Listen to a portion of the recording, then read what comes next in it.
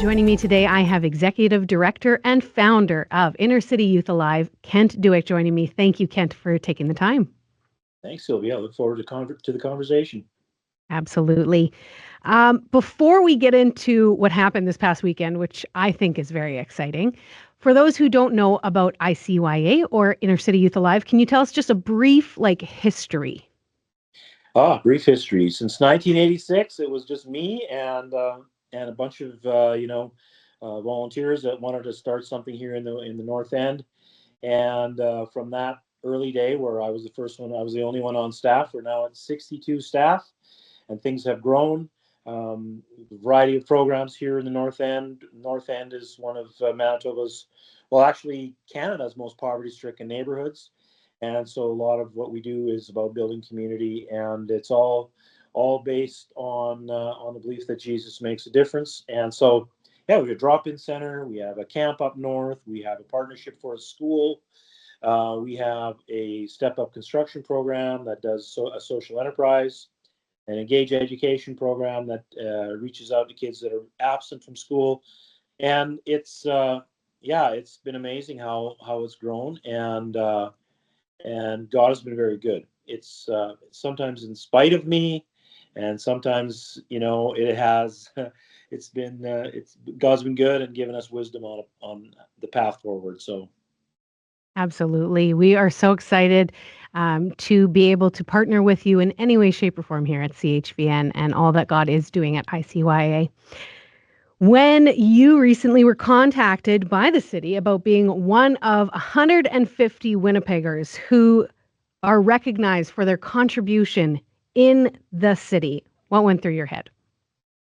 well, I was kind of a little surprised, honestly, and I was puzzled at where this came from. But you sometimes just have to lean in and accept it. So I was very humbled, very honored, and just kind of felt sort of a little sentimental or something. Absolutely.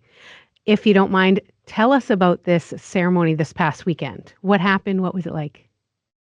Yeah. So Scott Gillingham, our mayor, we were meeting in the mayor's garden at the Assiniboine Park. It was by invitation only, so there was 30 award recipients, and we could invite a small little group of guests, and so it was quite an intimate kind of experience. And they highlighted, did a little bio on each of the award recipients and what they had contributed.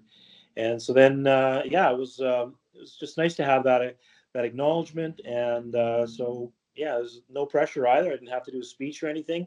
Just accept the award, a few photo ops, and then we planted a tree actually in my honor. And so that was a cool little experience. Also a burden now. I guess I have a tree to tend to. I love that. And I mean, it's really neat because a tree is going to last such a long time. When your kids go there, or even in a couple years, and you're like, look at it, it's grown, and that's my tree. I think Yeah, that's really yeah. neat. My kids were there, and we're all looking forward to going check on my tree. That's amazing. Um, what was it like being honored among other people? You said there were 30, including Wilma Dirksen, and of course, by Mayor Gillingham. Yeah, well, I mean, you kind of it felt like you were sitting amongst giants. There's just some really amazing people that received awards, and you hear each of their bios, and you see, that whole saying, "It takes a village to raise a child." I mean, it takes a village to build a city, and uh, and so you just saw, well, these are some of the beautiful people in that village that have all contributed in different ways, and so it kind of felt nice. Sometimes if we look at what's happening in the world, we can be disparaged and kind of think, wow, it's a lot of challenging things. But then when you look at the fact that there's actually a lot of people that are trying to make the world a better place, and it was nice to sort of sit in that circle. Absolutely. I would find it, I think, very encouraging as well. ICYA has a gala coming up. Do you want to give us some details of that? Yeah, this Thursday we have our annual Call to Connect Gala at the convention center, and it's a sold out event. We've got We went from 32 tables last year to 47 tables this year. We were hoping to raise around 300,000 that evening, and so it's exciting. And one of the things we're going to be highlighting at that gala is the way we've been blessed to be building bridges for youth from our community out into the beautiful kind of futures that all of them want to live in. And so it's going to be sort of a bridge theme, and we're taking that bridge theme. We've been actually through Step Up Construction been doing bridge resurfacing, and that's for some reason how it's worked out. I think God has a sense of humor. He was trying to, kind of hint at us that He is with us. And so, yes, we've been repairing bridges in Alberta, Saskatchewan, Manitoba, using youth from the North End. And so our gala is going to touch on that whole bridge theme and That repairing is pretty bridges. special. Yeah, it's Yeah, pretty cool. absolutely.